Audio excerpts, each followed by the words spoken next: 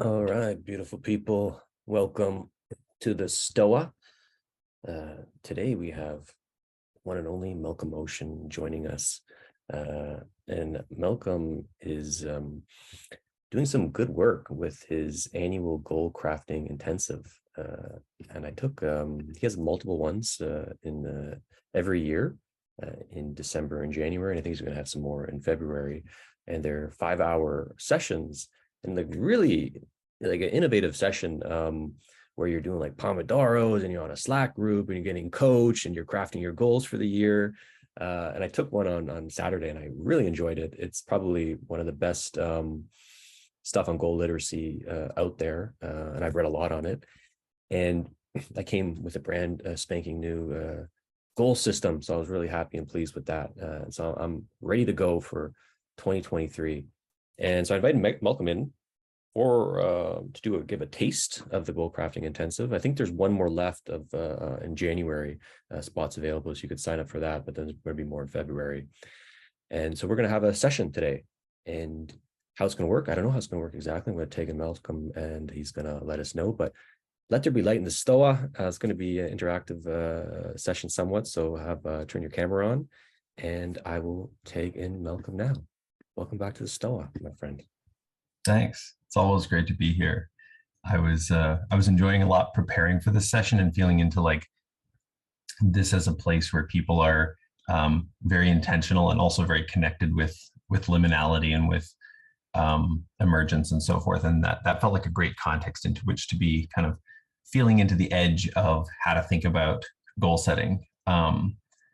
Because my thinking there has definitely evolved from a very kind of rationalist linear approach to a much more kind of open-ended fluid approach. And yet goals continue to be very, very powerful and important to not underestimate. So yeah, that's been really cool. Basically the structure of today, my loose intention for it, which may evolve, is that I'm going to give a little presentation for maybe like 10 minutes-ish. I don't know, maybe it'll be 15.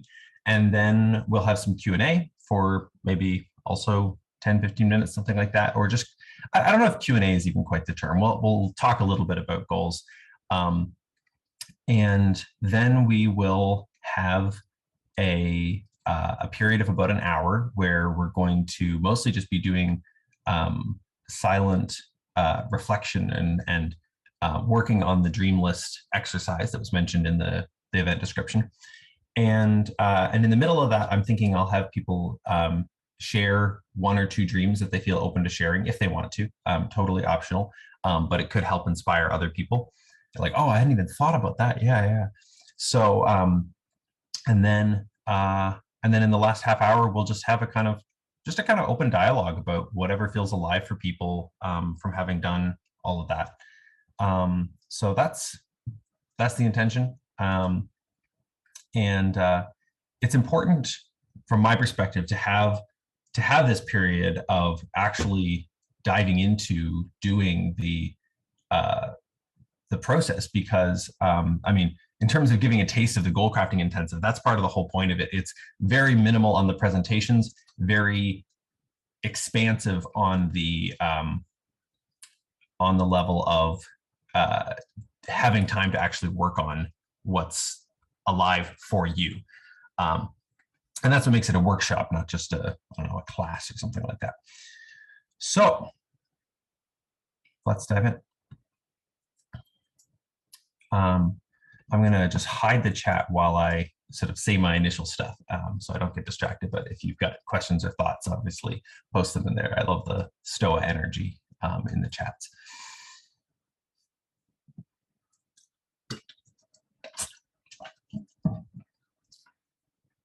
So there's a question of, how do people do amazing things? Now, some people think that it's sort of all luck and coincidence, but that's pretty clearly bullshit. I mean, Michael Phelps didn't accidentally win 14 gold medals. The USA didn't accidentally put a man on the moon. Now, at the Stoa and other liminal web kinds of spaces, we talk a lot about emergence and complexity and so on. And indeed, acceptation is a really key part of how amazing things happen. And you really can't predict in advance how something will end up being able to be used when it combines with other things. But even though emergence can result in things turning out unexpectedly well, the reality is that on some level, most important things that happen in the world happen because someone decided to make them happen and figure out how to do it. Now, depending on what it is, it might involve some lucky accidents and some emergence along the way, but there's no magic combination of parents or DNA or lucky breaks that is necessary or sufficient to make jaw-dropping things happen in your life or in the world. This is exciting, and it's also a little scary, because it means that even though obstacles might arise, the path is right there, and you can start walking along it. And here we are. So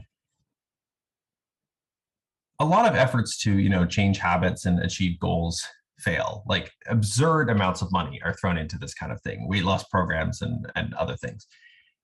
What's going on there?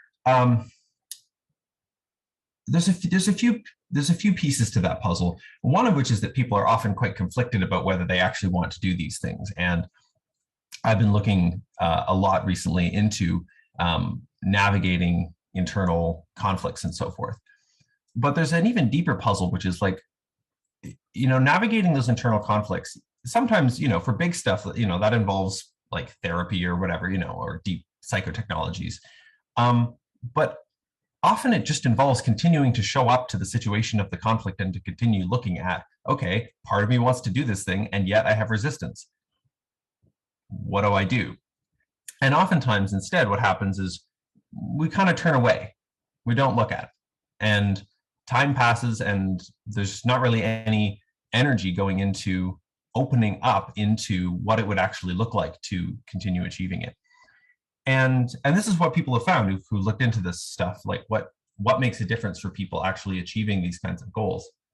Basically, there's one research came up with 3 steps, or three elements, which is basically, first, the element is you actually have to have a goal. As Zig Ziglar put it, it's hard to hit a target that you can't see, but it's even harder to hit a target that you don't have. So you have a goal, and then if you take small steps and keep doing it and get support from your friends when it gets tough, then you'll either get there or you'll realize, wait, I don't actually want this, or it's, it turns out it's actually going to be way more difficult than I thought, and given that, I don't actually want it. And that's fine. That's, when you set out the goal, you had some sense of what it would take, and things do change along the way. But there's a difference between that becoming clear versus just kind of, I guess I'm not gonna, or something, and you just, but I still will, but not today, and it sort of remains in this state of conflict and tension. But it seems that this is almost true by definition. If you have a goal and you take consistent small steps toward it and get supported, then something is going to happen. Either that goal is going to be achieved, or you're going to realize that you don't want to do it.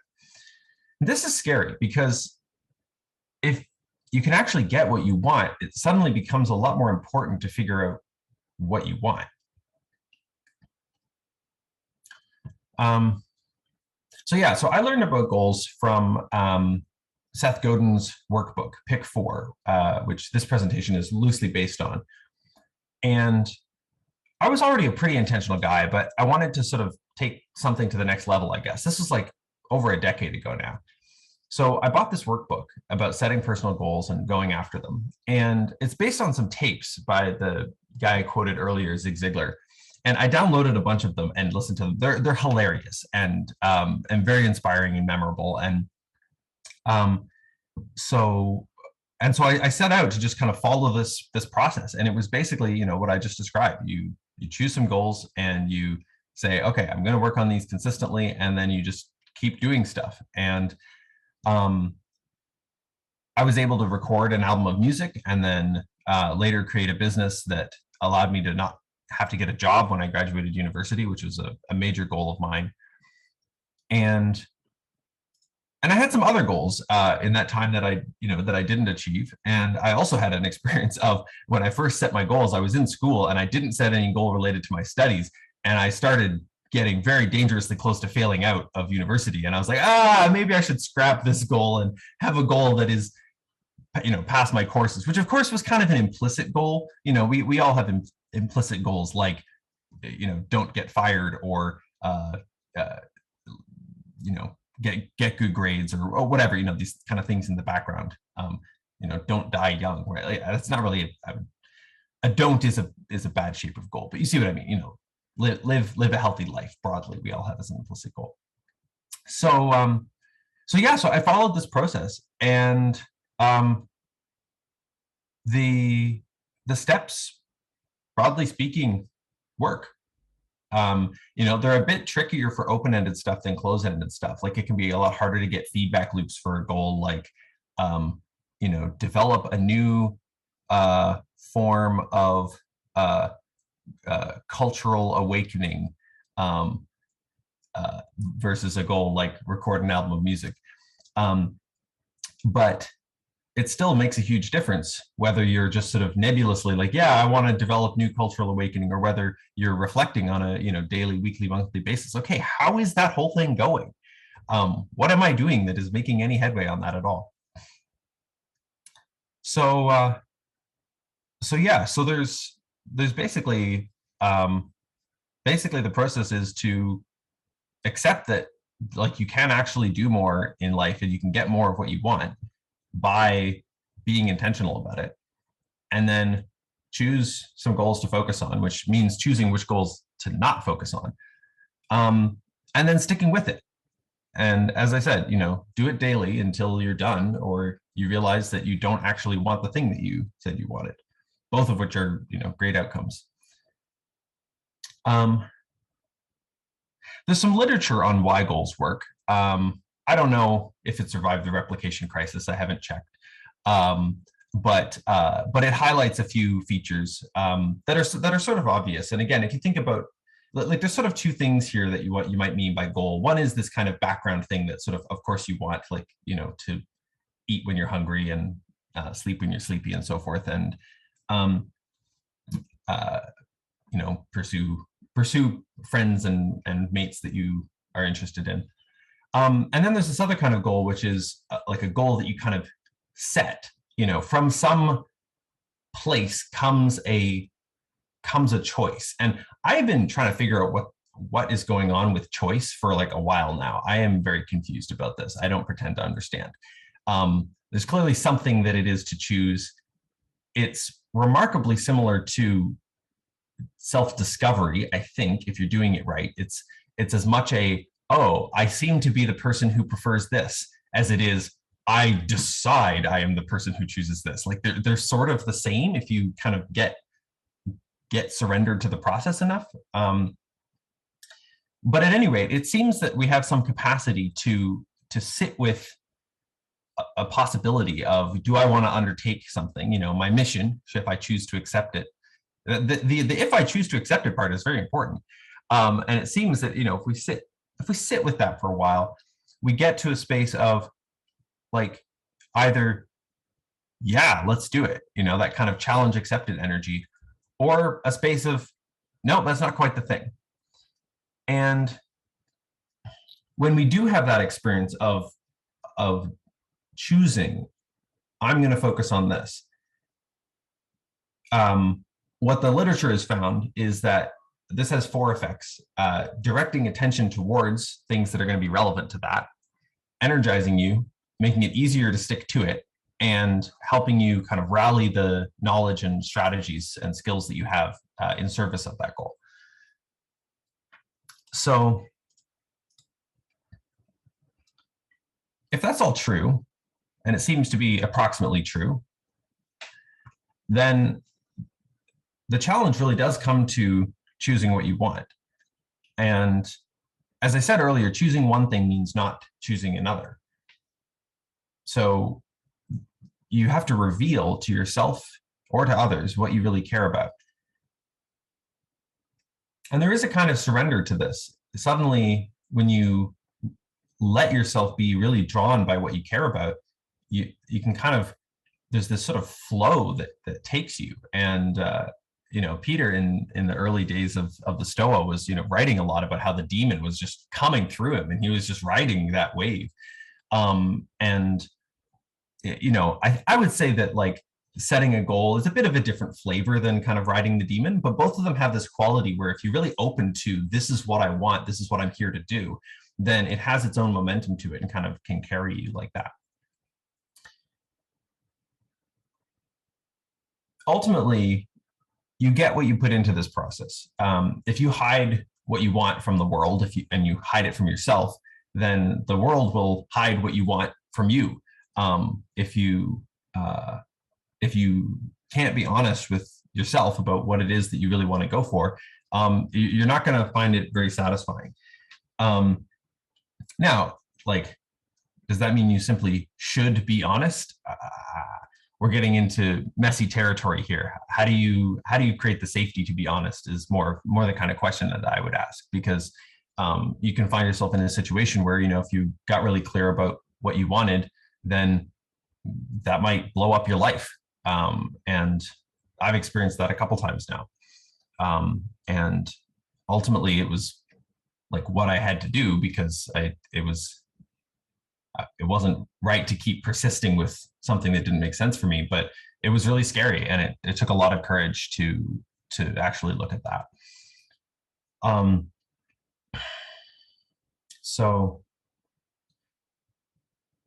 yeah, so compared to actually being honest about what you want and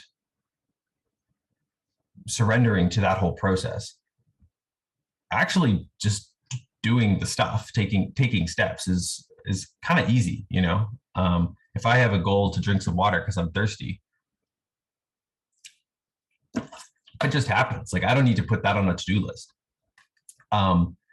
It's only when I'm not sure what I want, or when I'm conflicted about it or something like that, that it becomes more difficult.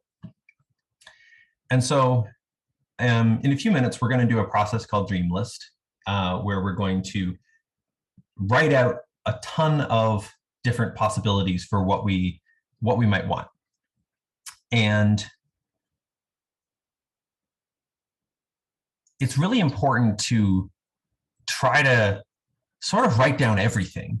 And you might not be able to in 1 hour, because sometimes take even longer, or you might want to sleep on it and kind of come back to the list with in a different mood or something. But it's important to get down as many things as possible, because of this thing where when you're choosing one goal or a few goals to focus on, you're kind of not choosing the others. And the more you get clear about the things you aren't focusing on right now, the less they'll kind of be sapping your energy in the background. And so by really laying them all out, and then that can also help you get clearer on, oh, maybe I actually want to do this thing, which is sort of a combination of the best of both worlds of these two goals. So so we're going to do that dream list exercise in a few minutes. But first, I wanted to just kind of open things up and see what people have to say. If there's questions or comments or things that arose for you that you feel called to put into the space here. I can share something, an insight that occurred during the workshop on Saturday. Like I came with the explicit intention to like create a new system, like a goal setting system, not just sort of like elicit my goals, because I feel like I have my goals already like understood, or I sense I know what I want to achieve. But like, how do I prioritize them? Like, how do I select them? It was getting kind of like complex. And this distinction that's helpful for me is like the letter of a goal versus the spirit of a goal, where the letter of the goal is like kind of the SMART goal, like how it's expressed in words, the outcome criteria. And the spirit of the goal is more like that animating force behind the goal, like the daemon. And when I find that there's like a gap between the letter and the spirit, the goal is not inspiring anymore for me. And I just came up with another like distinction between endogenic goals versus exogenic. So something that comes from within and something that comes from without, like borrowed. Might map over to the letter and then the spirit. And then the insight that came is that I want a system that doesn't necessarily optimize to achieve all my goals, but I want a system that optimizes to have a successful mapping from letter and spirit. And then once I kind of designed a system for that, like I just came alive and I feel kind of super excited. So I thought I'd share that. And I'm curious if any thoughts bubble up for you, Malcolm, or anyone in the room when you hear that. Well, the first thing I thought was just like the connection between the word spirit and the word inspired. You know, that like those are, I mean, they're not the same word, but it's like it's the same breath in both spires. Yeah, so that was kind of my first thought. And the one thing I'll just share, just kind of like a meta comment on how cool it was, because I was crafting this system and then my goals during this session, but then there was like a space in the Slack where I was like having philosophical conversations with you and the other coaches. And then so that's where the insight bubbled up. So something is really cool about trying to accomplish something, a goal, and then having a team philosophizing with you about what you're working on. Mm-hmm. Yeah, the kind of pragmatic philosophy element of it all. Can I cut in and yeah, something to the effect of hearing spirit to inspiration, and inspiration as like intrinsically not something to be achieved. You never run out of inspiration. So it's like the letter being like the tangible result that results in the check being laid off, and the thing that can never actually be met. And you don't want to actually, your goal isn't to become your inspiration. It's like the inspiration as a driver, and then aligning the two seems really powerful to me. So I really like that, Peter. In fact, I might split my goals up into letter and spirit to see if they line up. And then also the idea of when you realize you don't want it, to what extent is that because it seems to be like the pushback from the world has become such that it no longer is the appropriate use of your scarce resources to pursue that particular goal, and send to ask a different goal? Or like, what is the realizing you don't want it in relationship to, like, I guess, pushback versus maybe inspiration dying away or something? Yeah, I got lots of thoughts on that. So first, in terms of splitting goals into letter and spirit, I think there's two things you could mean there. One is like, oh, I've got some spirit goals and I've got some letter goals. But the other is like, you know, any goal is going to have some sort of description. But the description is always just the finger pointing at the moon or whatever. I think about a lot of this stuff in terms of brain hemispheres now, having kind of dove deep into Ian McGilchrist's work. But basically, it's like, if you, in terms of what Peter said about, like, you know, you don't want a system so much for achieving your goals, because your goals are necessarily, in terms of the letter of the goals, underdefined, you know. And this is the kind of classic thing with the genie, and, you know, you make a wish and then you get some bullshit that like technically maps onto what you said, but is like not actually what you wanted. And there's a sense in which, like, you know, for any description of what you want, there's probably a version of something that aligns with that description that is not what you want. And so you need to constantly be reaccessing the spirit of the thing. So that's piece number one in terms of, you know, splitting them out. It's like you want to constantly be coming back to that essence, and you know, that's the thing from which the course correction happens. And so I would say that the same is true when what the course correction is means letting go of the goal as a whole. And so, you know, you could imagine somebody who is who's pursuing some goal to, you know, get a law degree or whatever, and they think that that's what they really want. Like, they're like, yeah, I want a law degree. And then whatever happens, you know, like a year in, maybe they have a death in the family or something, or maybe they do some introspection or go to a workshop or something. They realize, wait, I'm pursuing this law degree just to make my dad happy, but like, that's not the life I want to live. And I think my dad would ultimately be more happy if I were living a life that I found satisfying. And if he's not, too bad, you know? And so there's like kind of like a realization, this is what I care about. I was doing something that somebody else cared about. So that's like one example. And that's a, you know, an extreme example of like a exogenic goal or something, you know, a sort of goal, you know, imposed from the outside. And then another case could just be something like, suppose you set out to start a company building some product, and you realize once you get into it that it's actually not possible to do it at that cost. You know, you'd had some assumption that gets disproven as you kind of work on the goal. You might sort of realize, wait, there's just no way to do this company the way that I thought. And so that's a case where you realize that the thing is, I mean, in some cases impossible, or in other cases just prohibitively expensive. Like, you know, maybe you'd heard that you could do a trip to Iceland for, you know, $500, but it turns out that was with some old way that airline points worked, and it's just not accurate anymore. And you're like, oh, if it's going to be $2,000, I don't want it. I want something else. And that's not pushback from the world exactly. That's just, you know, like an even simpler metaphor is, you're out walking and you think, oh, I want to check out that really pretty whatever. And so you walk toward it, and then you encounter it's not as pretty as you thought once you get closer to it or whatever. Or you encounter like, oh, I'd have to actually go all the way around this river in order to like get right up next to it.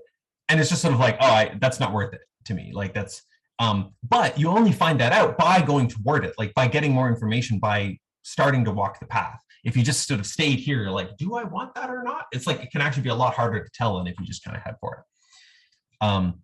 The other kind of pushback from the world, though, is when you are actually getting into conflict with somebody. And so it's like, if you have a goal of making your house clean, and your roommate or your spouse or whatever has some other idea of how the house should run or something like that, then you're encountering a conflict with the world.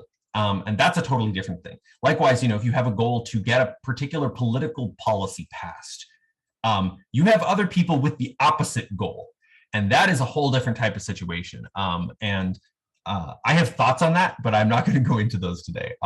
But those are situations where you do want to kind of go, okay, is there a way I can find a win-win here? I guess would be the summary of my thoughts, because only with a win-win can things actually flow.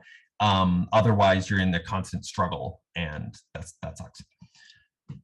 Laura, what do we got? Yeah, thank you. I'm curious, when you have a goal that is sort of dependent, well, I'll just give an example. So when I was single, I might have had a goal to not be single. Right now, sort of a similar thing is that I'm looking for a collaborator, and I can't just, like, as you're sort of suggesting, I could have something like that would look not like what I would want. You know, I could be in a relationship that was terrible, or in a collaboration that with someone who I didn't really want to be collaborating with, and that would meet the letter of the goal in a way. But I'm wondering, how do you think about goals like that are really like unclear about how you would get to that, because it is so dependent on kind of something that seems like magic?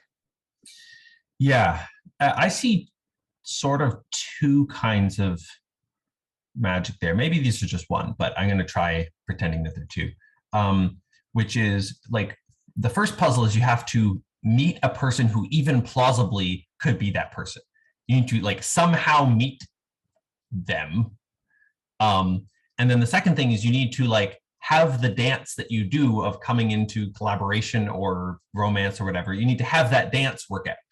And neither of those are the kind of thing you can simply like do in the way you can do like learning to run a 5K run, right? Like you like that's sort of in some sense fully within your locus of control. But meeting meeting people has this element of randomness to it. And then the seduction process, whether it's a romantic seduction or a business seduction, has this element of the other person and what they want and all of the mystery that they're bringing to the whole thing too.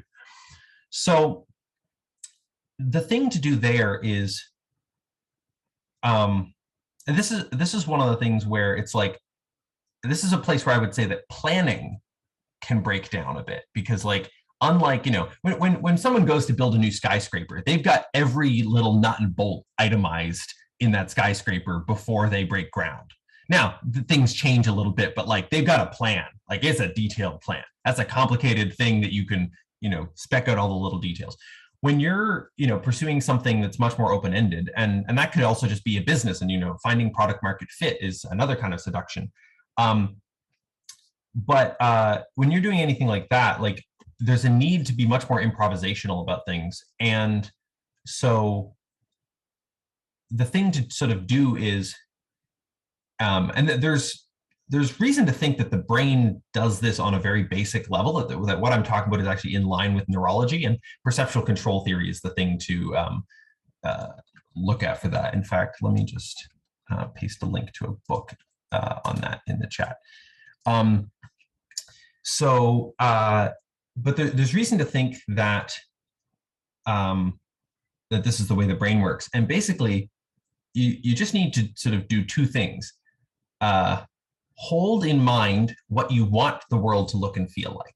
Like what would you be perceiving if this goal were achieved? And it can be really powerful actually to write out a vision of that, and not just, you know, not describing here's my ideal partner, but here's my ideal relationship. Here's what I want the dynamic to feel like. I don't know who the partner will be like, or who will be like. I know some things about them or whatever. Like you might know that you're looking for a man, not a woman, or vice versa. But you know what it'll feel like, and that's like really the essence of it. And by getting really clear on that, and then looking around your environment and seeing what does my world actually look like in this moment, it kind of, if you hold those two together, it brings your intelligence to bear on the puzzle of, okay, I want this, and this is where I currently am, so what now? And you know, within that, you might do some planning. Like you might be like, oh, I should make a point of actually going to that event thing, which I have to sign up for in advance. And so, you know, you do some planning and so forth. But even the planning emerges as a strategy to kind of close this gap between what is so and what I want, when you can kind of hold them both together. And Robert Fritz calls this the creative tension arrow. Yeah. Cool. Maybe if there's one more kind of question that's feeling alive for somebody right now, let's do that. And then we'll dive into the dream list exercise. Hey, Malcolm, I got something. Yeah. So it seems clearly wise to me to set goals. They offer focus and clarity and forward momentum. I also find myself like kind of wary of the whole goal setting paradigm. It seems in my life, a lot of people maybe like kind of agonize over the ways in which they haven't met their goals, or they kind of like define their life success by whether they get to their goal rather than kind of taking meaningful steps in that direction. So I just see like a lot of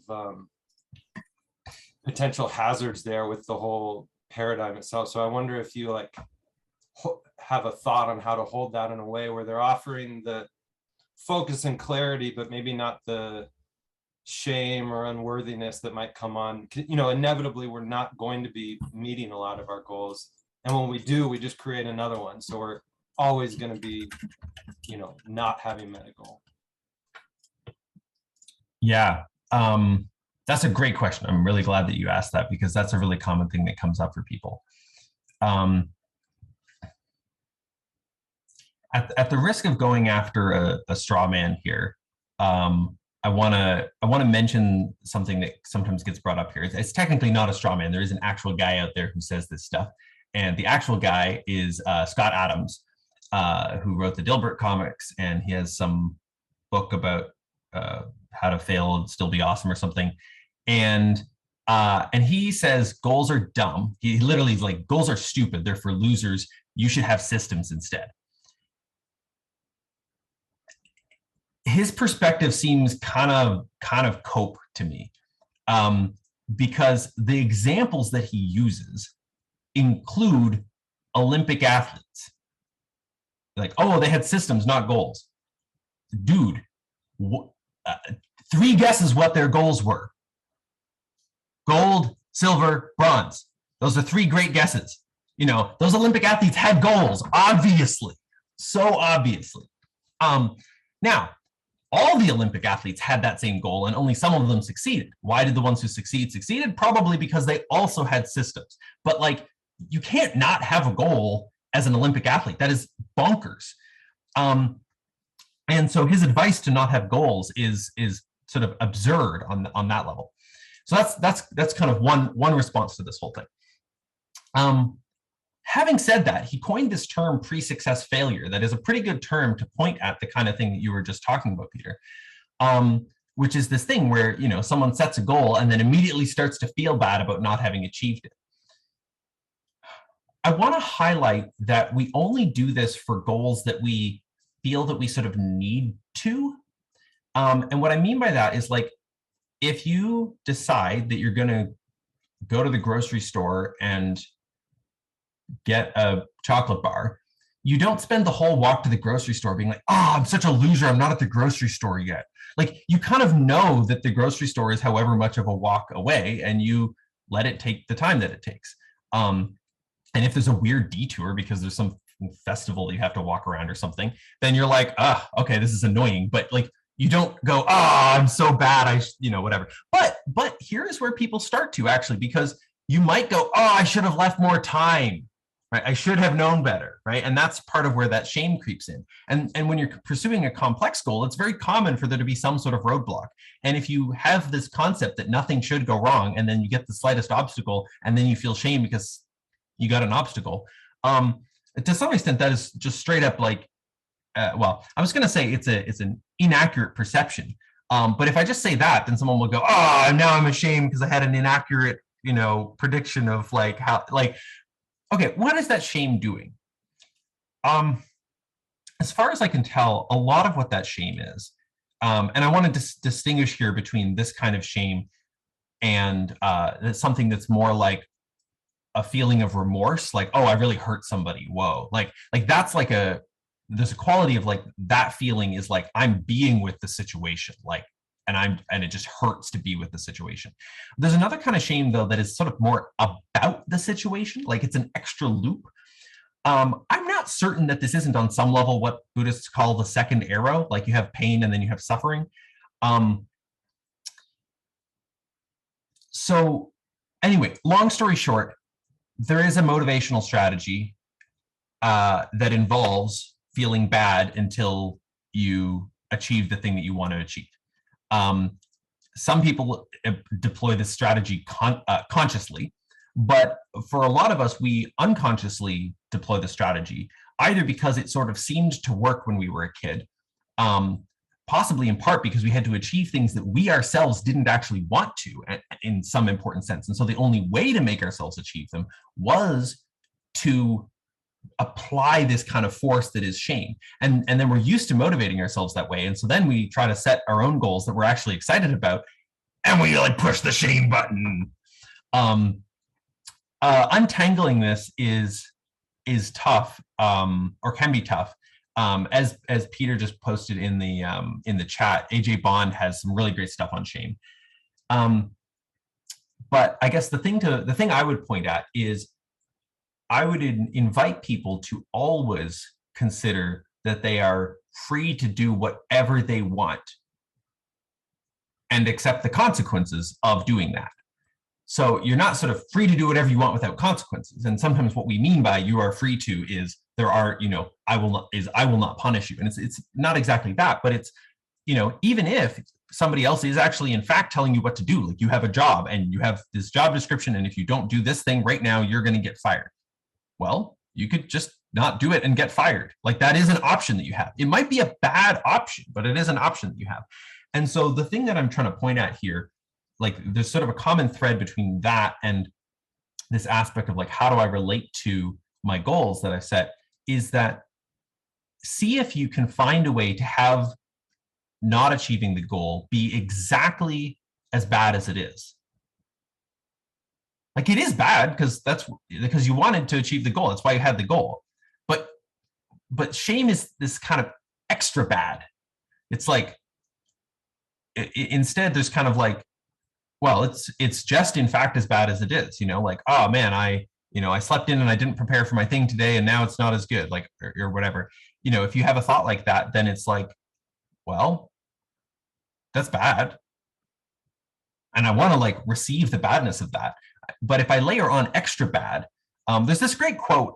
Somebody was like, somebody tweeted, I just got totally schooled by my toddler. She dropped her ice cream cone and I started berating her and she just looked up at me and she was like, Mommy, I'm already upset because I dropped my ice cream. You don't have to make it worse. Or like you could have just like said that you were sad for me or something. Instead of like the kid gets like there is no extra punishment required for her to not have wanted to drop her ice cream. Like she's already like, this is my ice cream, I dropped it. Anyway, I could say a lot more about that. Maybe we'll have another STOA session on refactoring your self-other boundary or something like that. Okay, let us dive into the goal list exercise. So I'm going to, or the dream list exercise.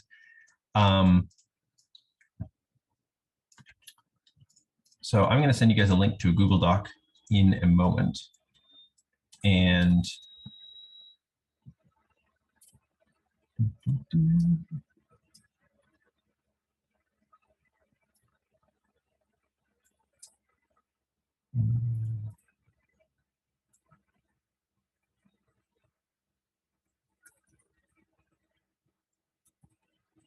then you can make a copy of it and start filling it out. And I think let's do, I think we have time for 2 Pomodoros and then a kind of, we'll have 10-15 minutes of reflection at the end, and I think that will be just fine.